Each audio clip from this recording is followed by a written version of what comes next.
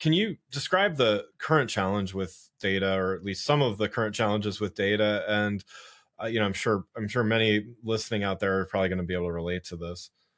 Yeah, I'm really glad actually, Greg, we're starting with data and tool fragmentation, and maybe we can separate the two. So let's start with data. Marketers don't often want to talk about the data or the science part of marketing. Most of them got into marketing to talk about the creative and the art part.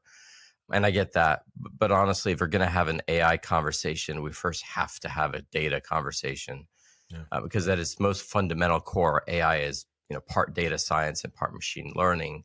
But you can't have the data science without the data. It sounds obvious enough. But the first big obstacle that most of our customers have and that we needed to tackle on their behalf is, how do we aggregate all of their customer engagement and customer behavior data into a single place, architected to actually be able to be analyzed by AI. If we don't do that, then we continue to just have data and different point solutions, and any AI they deploy on those solutions is going to get a sliver of the data. And just like my children, if I only give them a little bit of information, then that's pretty much how smart they're going to be. So you basically get the kindergartner version of AI if you use these point solution data sets only.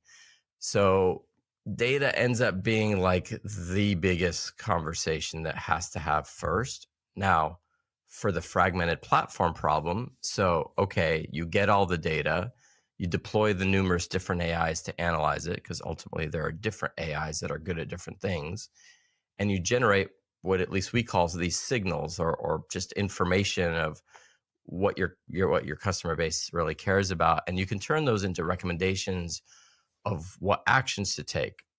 Now, these recommendations can be about your social posting strategy, how to respond to a review, how to update your services or photos or categories on your Google page to increase traffic, or what ad to deploy.